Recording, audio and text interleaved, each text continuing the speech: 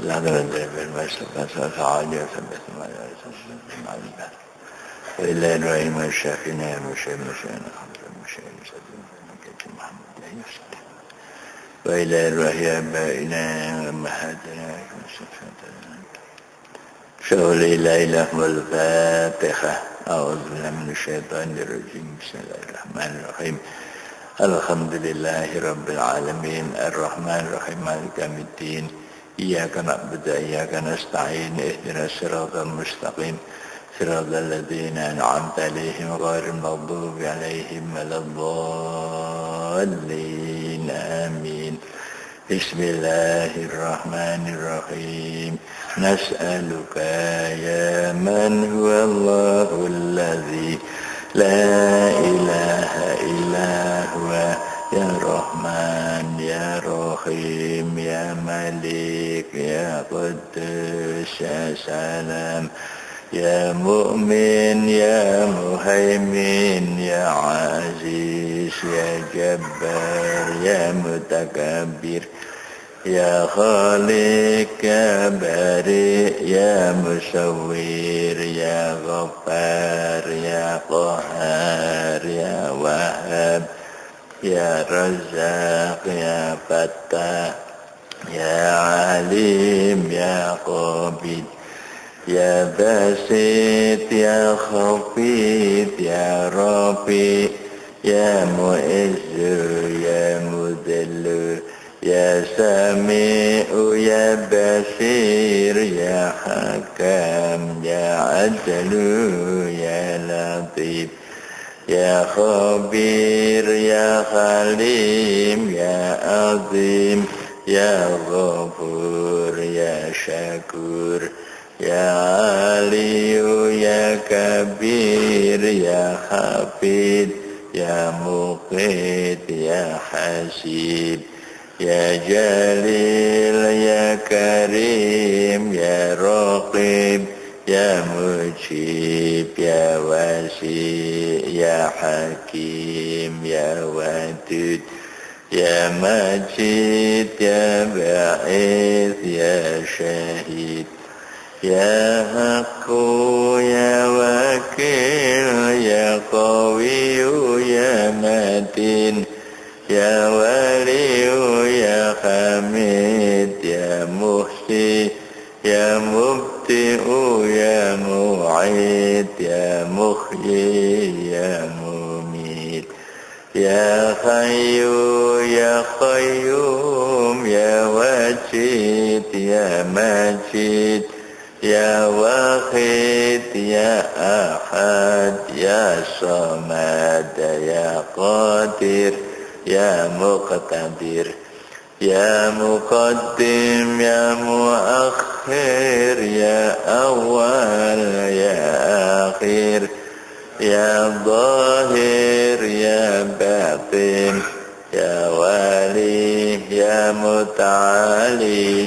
يا بر يا تواب يا منتقم يا عفو يا رؤوف يا مالك الملك يا ذا الجلال والإكرام يا مقسط يا جميع يا غني يا مغني يا مانع يا ضار يا نافع يا نور يا هادي يا بديع يا باقي يا وارث يا رشيد يا صبور بسم الله الرحمن الرحيم اللهم إني عبدك وابن عبدك وابن أمتك ناصيتي بيدك ماض في حكمك عدل في قضاؤك أسألك بكل اسم هو لك سميت به نفسك أو أنزلت anzaltahu fi kitabika allamtahu ahadan min khalqika awista'tharta bihi fi ilmil ghaibi indaka antaj'alal qur'ana rabi'a qalbi wa nura sadri wa jala'a huzni wa dhahaba hammi la ilaha illallah al-mawjudu fi kulli zaman la ilaha illallah al-ma'budu fi kulli makan la ilaha illallah al-mazkuru bi kulli lisan la ilaha illallah al-ma'rufu bil ihsan la ilaha illallah kulla yawmin huwa fi shan la ilaha illallah al-amanul aman min zawalil iman wa min fitnatis syaitan ya qadimal ihsan kam laka alaina min ihsan ihsanikal qadim ya hannanu ya mannan ya rahimu ya rahman ya ghafuru ya ghaffar ighfir lana warhamna wa anta khairur rahimin wa sallallahu ala sayyidina Muhammadin wa ala alihi wa sahbihi wasallam. Bismillahirrahmanirrahim. Alhamdulillahi rabbil alamin wassalatu wassalamu ala asyrafil mursalin sayyidina Muhammadin wa ala alihi wa sahbihi ajmain. Qala Syekhul Musannif rahimahullahu ta'ala wa atamanna bihi wa bi ulumihi fid dharain amin.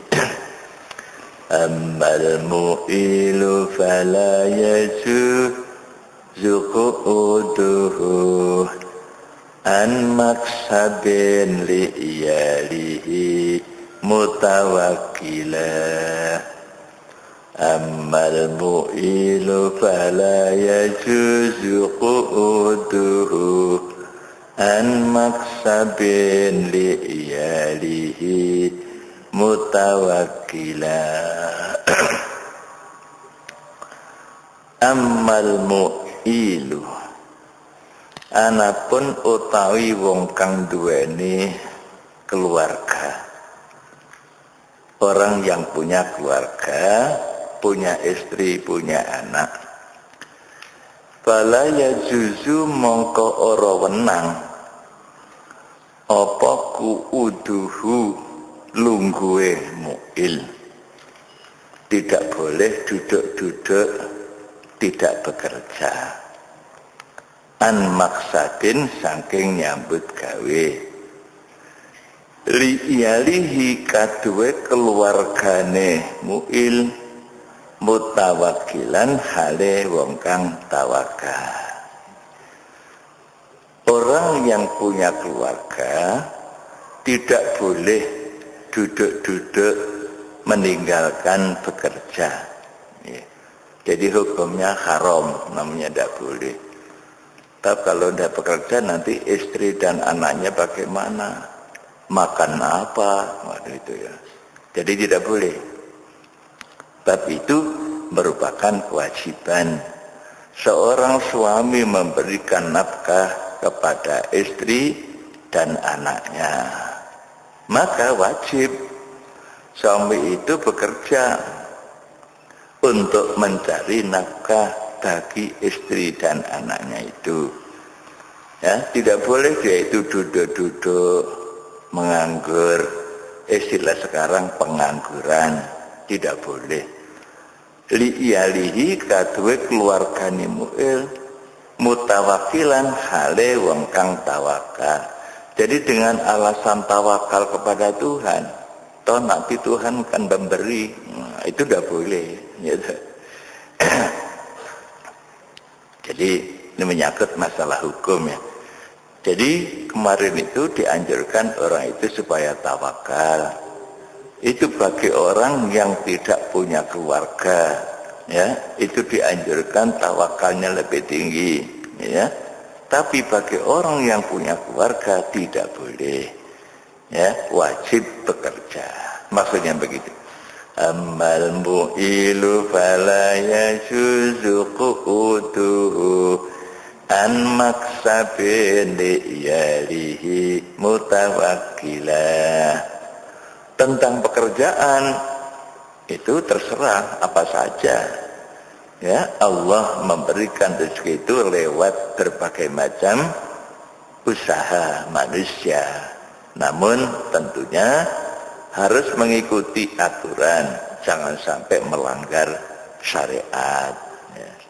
Ya. Tidak boleh sampai melakukan hal-hal yang diharamkan oleh agama.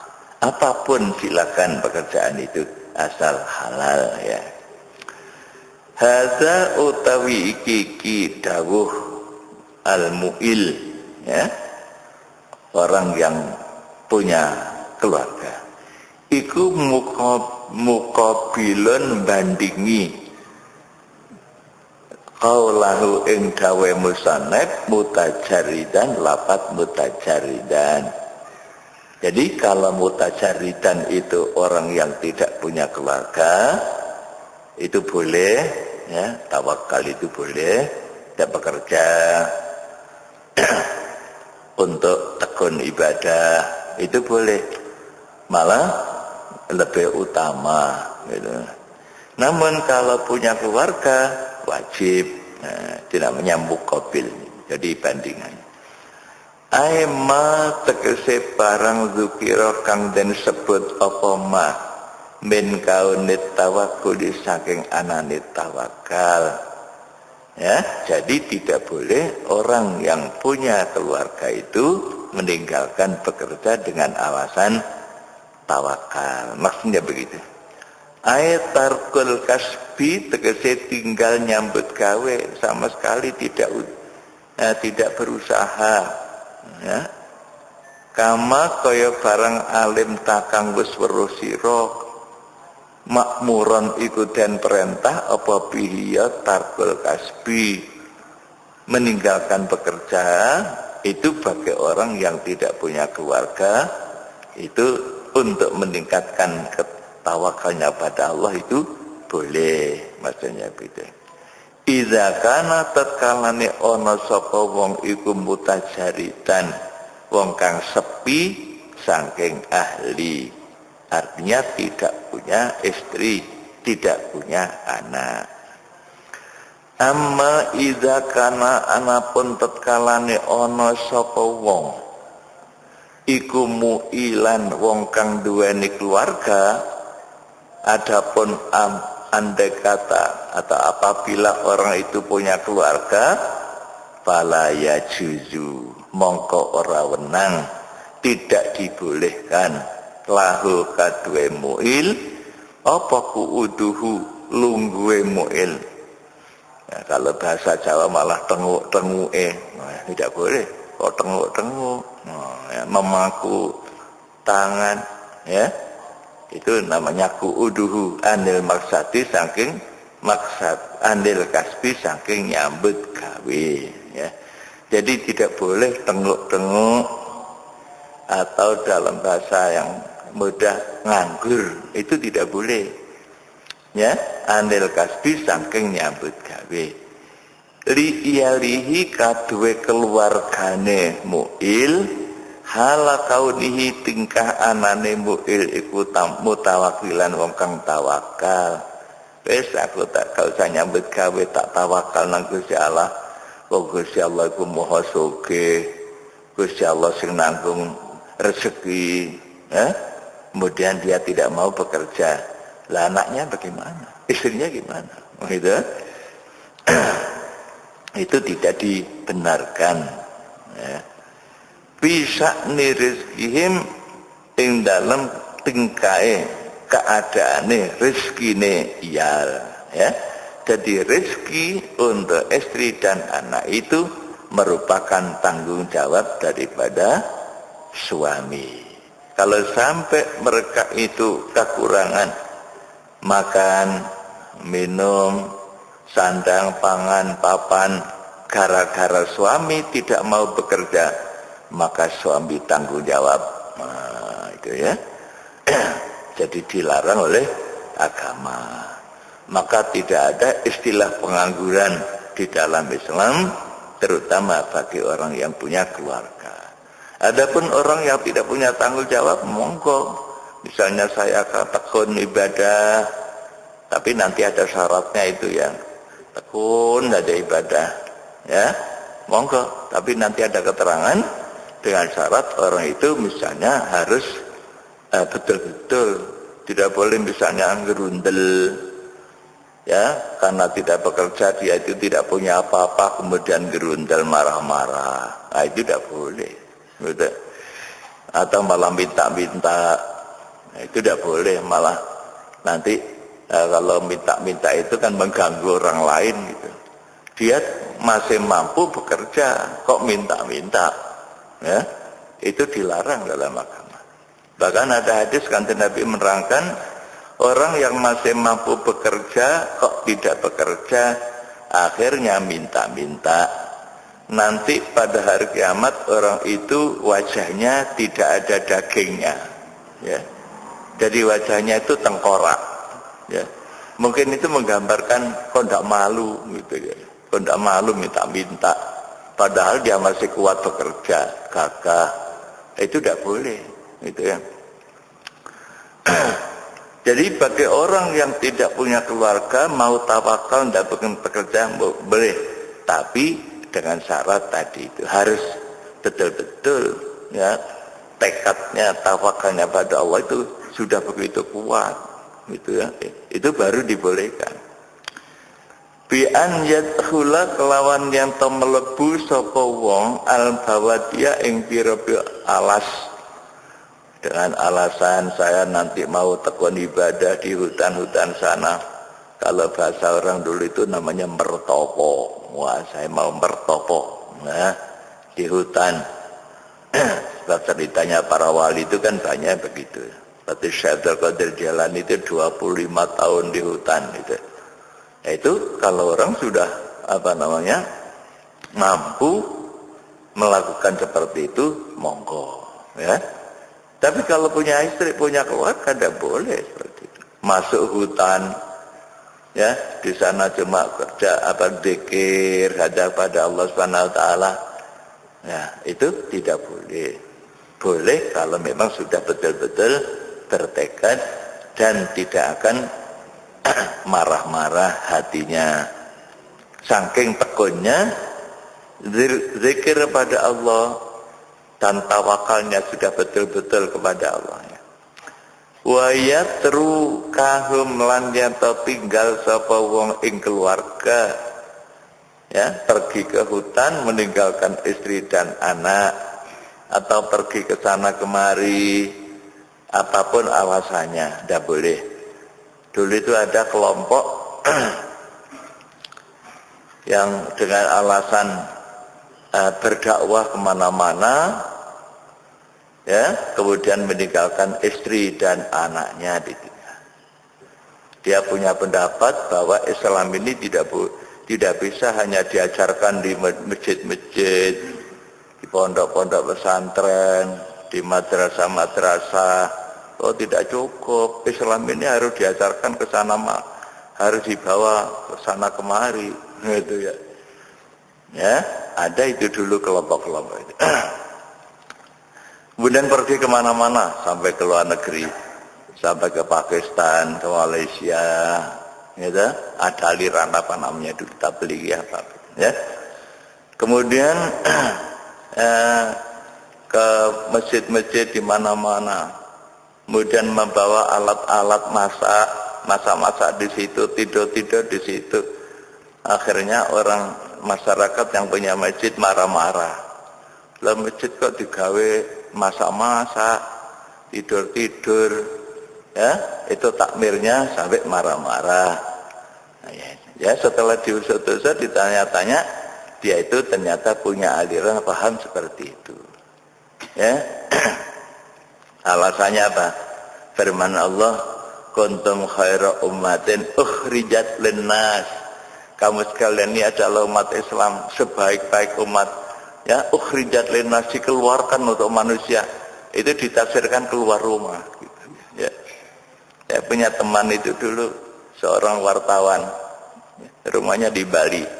Ya, itu dia itu ekonominya mapan, anaknya juga pinter-pinter, sekolah ya sampai kuliah apa itu. Ya, ekonominya mapan.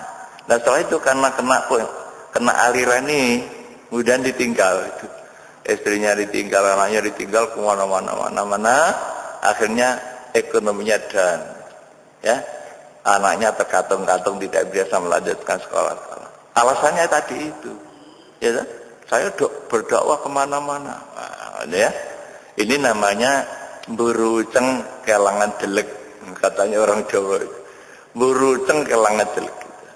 Ya, dengan alasan berdakwah ke sana-sana meninggalkan kewajiban. Itu tidak boleh dalam Islam, ya. Akhirnya apa? Istrinya minta cerai. Minta cerai aja daripada begini. Punya suami seperti tidak punya suami, gitu ya. Bagaimana terkatung-katung. Jadi itu tidak boleh di dalam agama, seperti itu tidak boleh. Ya. Jadi fayakunu wayak kudu lan lungguh sapa mu'il anil ihtimami saking nemen-nemeni bi amrihim kelawan perkarane keluarga. Ya, Islam memerintahkan supaya orang itu kalau punya keluarga, keluarganya diurus yang baik, ya. Istrinya, anak-anaknya diurus sehingga keluarga itu menjadi keluarga yang bahagia. Istilah Al-Quran itu sakinah, mawaddah, rahmah, gitu ya. Ya, tidak sampai congkrah. Karena ini banyak rumah tangga yang congkrah. Ya mungkin gara-gara macam-macam, termasuk juga masalah ekonomi. Ada juga, tapi juga ada yang masalah kasus-kasus penyimpangan, ya. Seorang suami nyeleweng atau istrinya yang nyeleweng, itu seringkali terjadi seperti itu. Itu gara-gara karena tadi orang kurang memperhatikan kehidupan keluarganya, ya. Bagaimana kewajiban seorang suami terhadap istri dan anak? Dia tidak peduli, itu ya. Maka kita anjurkanlah kepada anak-anak muda sekarang ini yang mau memasuki kehidupan rumah tangga, belajar dulu, ngaji dulu. Bagaimana kewajiban seorang suami? Ini ya. Ini Majelis Ulama punya rencana untuk mengadakan biro konsultasi, ya. Itu untuk melayani masalah keluarga, ya. Keluarga yang punya kasus atau juga calon-calon kemanten, ya. Jadi calon-calon kemanten itu rata-rata belum tahu bagaimana hukumnya seorang suami sampai menjatuhkan talak berkali-kali pada istrinya, ya. Itu tidak ngerti, ya. Bagaimana batas-batas hukum munakahat itu tidak tahu sama sekali. Padahal itu ilmu, ya. Jadi orang yang melakukan sesuatu tanpa ilmu pasti nanti akan rusak itu, ya. Jadi rumah tangga sekarang ini banyak yang rusak gara-gara tidak tahu, ya. Di Malang kota ini angka perceraian lebih dari 2.000 satu tahun, ya. Di kabupaten lebih dari itu, ya. Bahkan kabupaten itu menurut informasi angka perceraian terbesar seluruh Indonesia nomor 2 sesudah Indramayu. Ya. Lah Malang Kota 2000. Lah 2000 itu ya, 2000 itu kalau dibagi 1 tahun itu 360 hari. Berarti ada orang cerai di Kota Malang ini antara 5 sampai 6. Ya. Karena 2000 dibagi 350 hari. Jadi tiap hari itu ada orang cerai sekian. Padahal rata-rata rumah tangga yang berantakan itu tidak punya anak. 2, 3. Maka prihatin. Nasib anak-anak yang akan datang itu memprihatinkan. Kalau sudah ditinggal orang tuanya, siapa yang tanggung jawab? Ikut ibu kadang-kadang ya, ibunya kawin lagi, akhirnya ikut bapak tiri. Kadang-kadang bapak tirinya perilakunya kurang tanggung jawab. Ikut bapak apa meneh, bapaknya kawin meneh, berarti ketemu dengan ibu tiri. Bagaimana ceritanya itu? Silakan. Ini yang prihatin. Ini di Kota Malang aja, tidak jauh-jauh. Lebih-lebih di lain-lain. Saya pernah bertanya, kenapa Pak itu angka perceraian di kabupaten itu kok begitu tinggi, gitu ya? Katanya beliau adalah orang pengadilan agama kabupaten. Katanya mereka Pak Yai, banyak yang mereka itu tidak lulus SD, tidak lulus SMP, jadi pendidikannya rendah. Gitu. Ya. Terus saya begini, tapi kalau di Kota Malang ini kok lain, Pak? Di Kota Malang ini malah sarjana, banyak sarjana itu, bahkan ada yang profesor, doktor, ya, istrinya ngamuk-ngamuk itu, minta dicerai. Itu kenapa? Jadi kalau begitu, logikanya bukan karena pendidikan, bukan karena pendidikan. Jadi tingkatnya ilmu pendidikan di Kota Malang itu sudah tinggi, banyak sarjana yang dokter ada. Tapi kenapa kasus rumah tangga seperti itu? Ya. Kemudian bagaimana kesimpulannya? Kesimpulannya adalah masalah agama. Itu aja. Itu. Ya. Allah apabila menghendaki sebuah keluarga itu baik, idza aradallahu bi ahli baitin khaira faqahahum fid. Begitu kata Rasul ya. Apabila Allah menghendaki rumah tangga itu baik itu tadi itu bahagia, sakinah.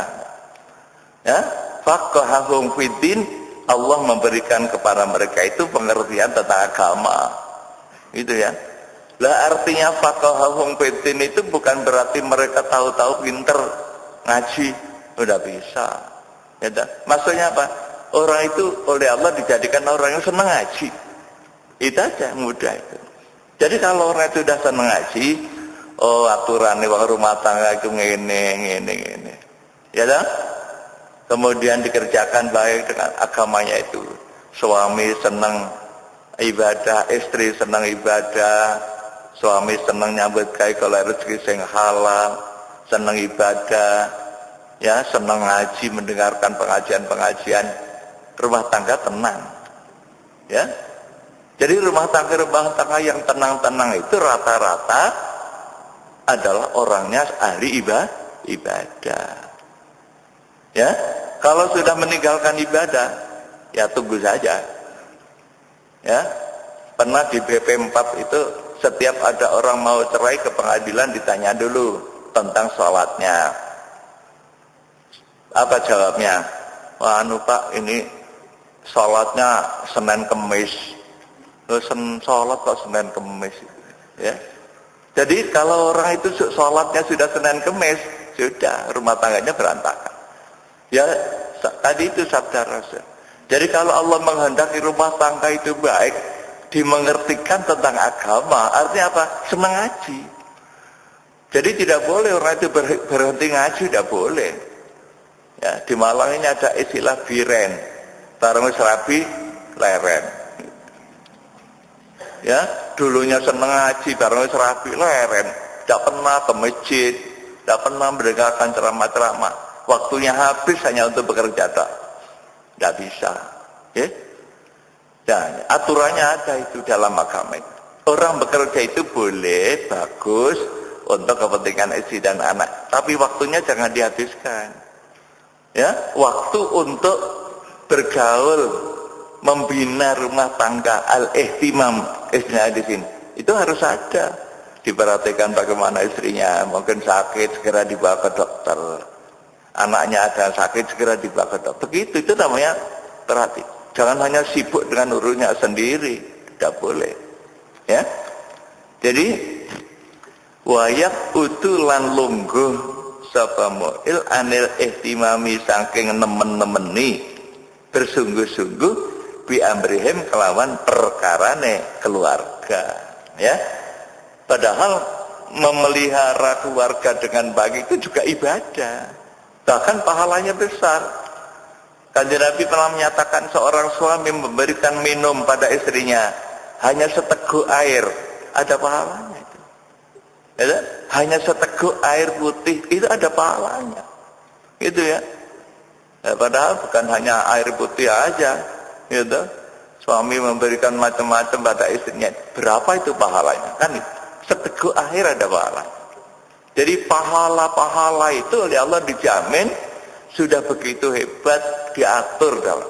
Jadi orang tidak boleh hanya sholat tak, anaknya bojone gak diopeni, tidak boleh. Jadi memperhatikan anak, bagaimana anak itu sekolah, waktunya sekolah, ya, bagaimana anak itu makan. Kanjeng Nabi itu memperhatikan anak kecil. Anak kecil itu dilihat makan, oleh Rasulullah diperhatikan itu. Ada anak kecil makan dengan tangan kiri, anak kamu makan dengan tangan kanan, dan kamu jangan lupa Bismillah, sambillah. Wakul biaminik, kul biaminik, ya, baca Bismillah dan makan dengan tangan kanan. Itu kan di Nabi. Jadi berarti Rasulullah itu memperhatikan anak kecil juga. Jadi tidak boleh orang itu sama sekali tidak pernah ngopeni anaknya. Akhirnya apa? Makan dakar karuan, ya toh? Makan aja tidak bisa, ya, keleleran makan. Ya, ini peranan seorang ibu lagi. Ya, bukan berarti bapak sama sekali tidak, ya. Bagaimana waktunya sekolah, bagaimana waktunya ngaji, ya, di rumah diopeni yang baik sehingga nanti jadi anak soleh. Itu kewajiban orang tua, ya. Kalau nanti anak itu jadi anak baik, jadi anak soleh, merupakan modal yang sangat mahal, kan gitu ya. Ya, kalau anak itu nanti jadi anak soleh, setiap dia itu beribadah taat pada Allah SWT, orang tuanya dapat pahala. Ya. Tapi kalau ditinggalkan tadi itu, tidak ngerti sama sekali tentang agama, ya, Quran gak iso moco, apalagi agama isinya tidak ngerti sama sekali, maka nanti siapa meninggal orang tuanya, setiap anak itu melakukan dosa, orang tuanya dapat di alam kubur. Itu bahaya. Itu hadis Kanjeng Nabi yang dalam begitu, ya. Jadi memperhatikan keluarga itu hukumnya wajib, gitu ya. Karena kita ini sudah mau keluarga, sebelum keluarga sudah mau keluarga, itu harus tanggung jawab, ya. Maka kemarin ada yang bertanya itu dari Fakultas Syariah, tanya kepada saya, ya, bagaimana yaitu tentang khidbah. Khidbah itu yang ngelamar, gitu. Ya, ngelamar itu memang diperintah oleh agama, hukumnya sunnah, tapi ada aturannya, gitu ya. Bukan boleh begitu saja. Sebab memilih jodoh itu tidak seperti milih barang. Ini manusia masalahnya, jangan sampai tersinggung dan sebagainya itu. Ya, itu aturan, Mbak, diatur. Ya, sekarang kan orang tidak ngerti agama, ya, seperti itu, ya. Jadi memperhatikan keluarga itu merupakan ibadah. Bapak keluar dari rumah mencari rezeki, ya, untuk istri dan anak. Bahkan ada ceritanya orang dulu itu begini, ketika suami berangkat mencari rezeki, oleh istrinya diantarkan sampai ke pintu. Sampai di pintu, istrinya pesan, Pak, kalau saya itu kalau lapar, itu saya kuat, Pak, ya. Kalau saya haus, tidak minum, itu saya kuat. Tapi nanti kalau masuk neraka, saya tidak kuat. Bagaimana maksudnya itu? Sampai ini nanya begawe, mulai aja bawa barang haram. Kita istri ya. Pesen, Pak. Jangan sampai nanti pulang membawa barang haram. Sebab nanti suami pulang membawa makanan atau barang haram, dimakan oleh istrinya, dimakan oleh anaknya. Nanti neraka itu. Kullu lahmin, setiap daging, nabata asuktin yang timbul daripada makanan yang haram, fanaru aulabi. Maka nanti lebih cepat dimakan oleh api neraka. Jadi harus hati-hati. Ya, sekarang ini banyak yang haram-haram ya, di Terajang ya, masih banyak ya, carut-marut. Jadi harus memperhatikan keluarga masing-masing. Ku ampusakum wa ahlikum naro. Peliharalah dirimu dan keluargamu dari api neraka. Bagaimana maksudnya? Ya dimengertikan agama tadi itu. Kalau sudah ngerti agama, pinter dilakoni sing apik, jauh daripada dosa, selamat. Gitu ya. Li'annahu karena satuhune tarku, meninggalkan keluarga, tidak bekerja, nganggur, iku yubdi bisa nekaake apa tinggal ilaha laki maring cilokone keluarga. Kan celaka itu istrinya. Ya tadi itu tidak ada dimakan, tidak ada minum. Ya dah, anaknya, beberapa anaknya itu ditinggalkan begitu saja oleh bapaknya. Ya, nah, istrinya tidak bisa bekerja. Ini namanya halak, rusak. Ya, itu tanggung jawab suami. Fayakunu mongko ana sapa wong iku mu'akhadzan den tatrapi bihim sebab keluarga, nanti akan dituntut dia itu. Ya. Pada hari kiamat seorang suami yang tidak tanggung jawab akan dituntut. Nah, ya, oleh Allah Subhanahu wa taala. Allah Maha tahu apa yang dilakukan oleh suami itu. Ya. Fala yumkinu maka orang mungkin lahu kadwe wong, orang yang punya kerja, hina izin ari kalane ya iki duwe keluarga ya illa tawakkulal muktasib, kejaba tawakale wong kang nyambut gawe ya. Lah bagaimana tawakalnya, Pak? Katanya tadi itu wajib bekerja, wajib tawakal kan itu ya. Bagaimana? Itu namanya tawakkulul muktasib, tawakalnya orang kerja ya. Memang tawakal itu tetap, tapi usaha dikata tetap. Jadi namanya tawakalnya muktasib ya, ya bekerja tapi tawakal pada Allah. Pada berangkat dari rumah bismillahi tawakkaltu 'ala Allah la haula wala quwata illa billah. Maka orang yang seperti itu oleh Rasulullah, oleh malaikat didoakan ya, kufita wa wukita hudita wahukita wakufita ya. Doanya malaikat 3. Orang yang berangkat dari rumah menuju bekerja misal, itu oleh malaikat didoakan, Anda diberikan hidayah, Anda dicukupi apa yang menjadi tujuan Anda akan dipelihara daripada ketelakaan. Nah, gitu ya. Tapi jarang diamalkan. Banyak orang Islam yang tidak ngerti itu. Padahal Kanjeng Nabi itu seperti itu. Ya kan? Mengajarkan setiap orang mukmin keluar dari rumah jangan lupa berdoa. Nah ini dalam arti memasang tawakal tadi itu. Bismillah, tawakkaltu 'ala Allah. Ya, dengan menyebut asma Allah, aku tawakal pada Allah. Ya, la haula wala quwata illa billah. Tidak ada daya dan kekuatan kecuali dengan pertolongan Allah. Nah, berangkat hati-hati. Ya, itu namanya hati-hatinya tetap. Walaupun sudah tawakal, tetap harus hati-hati di jalan. Ya, jangan sampai ngebut di perjalanan. Ya, ya, tidak boleh misalnya domeh, istilahnya itu sudah tawakal. Wah sudah, pokoknya kalau saya nanti celaka kan itu memang sudah ditakdirkan Tuhan. Nah itu Tidak boleh seperti itu. Betul semua itu apa? Itu dari Allah SWT.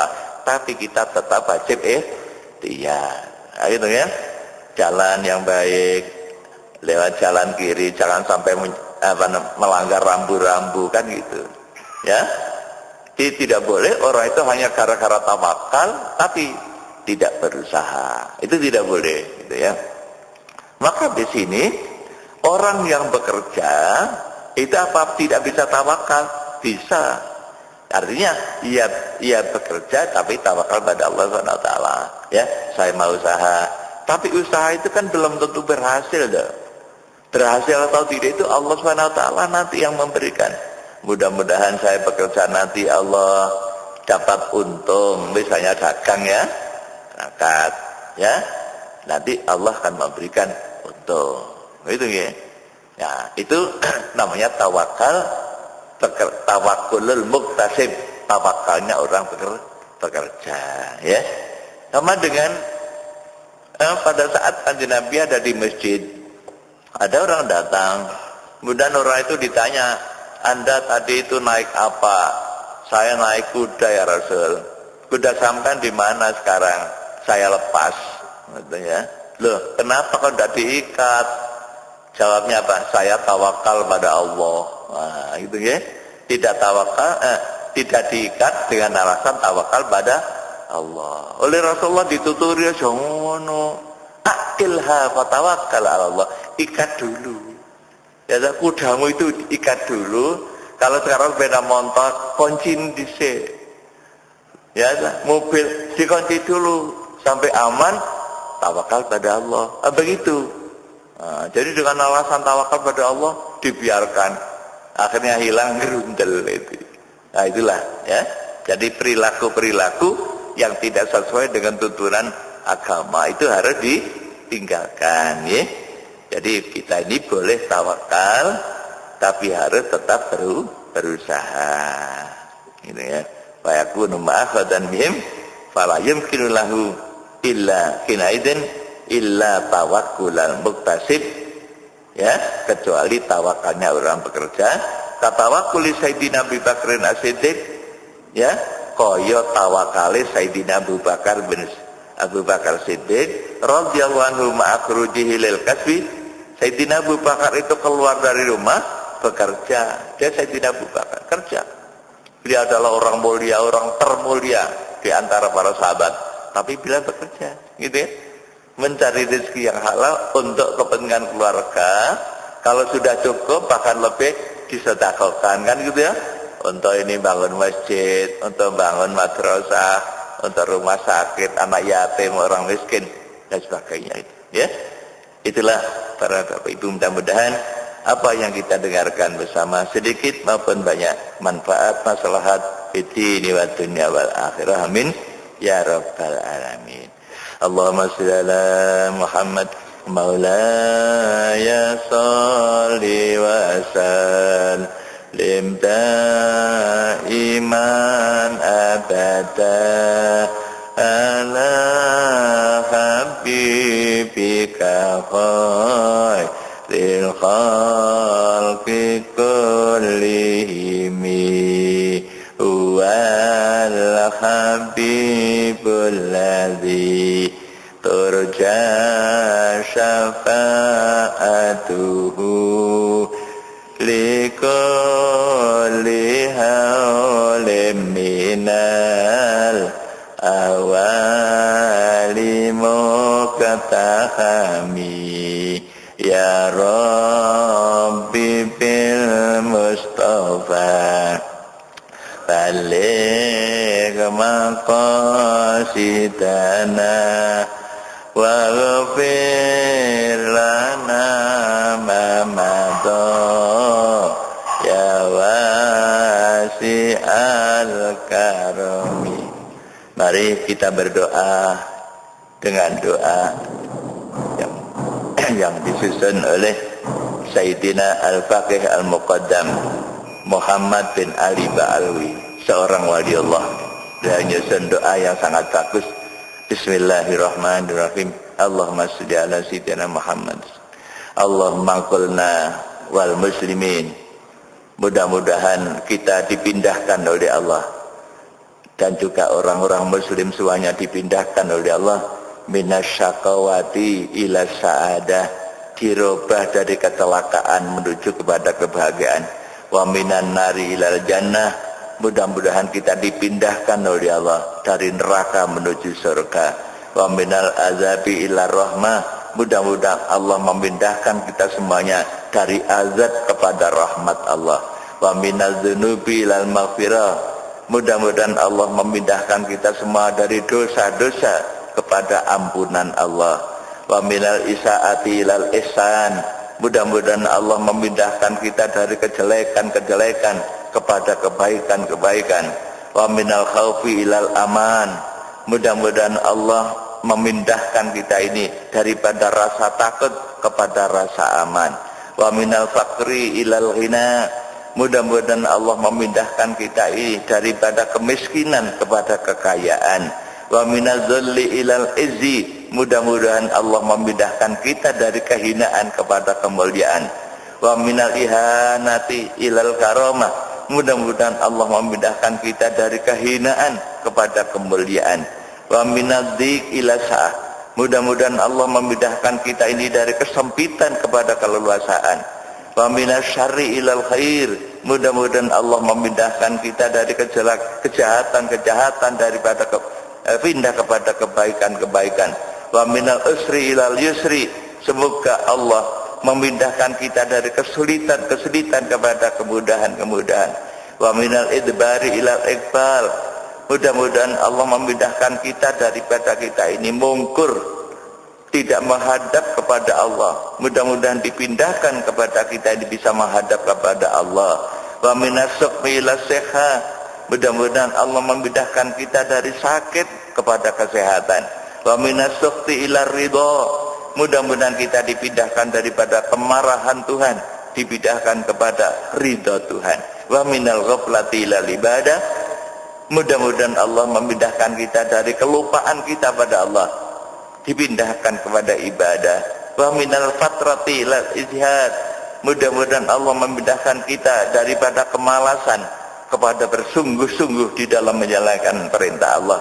Wa minal khadlani ila taufik, dan mudah-mudahan Allah memindahkan kita dari kehinaan, yaitu kepada pertolongan Allah Subhanahu wa taala. Allahumma rabbana taqabbal minna innaka antas samiul alim wa tub alaina innaka antat tawwabur rahim. Rabbana atina fid dunya hasanah wa fil akhirati hasanah wa qina adzabannar. Wa sallallahu ala sayyidina Muhammadin wa ala alihi washabbihi wasallam. Walhamdulillahi rabbil alamin. Wassalamu alaikum warahmatullahi wabarakatuh.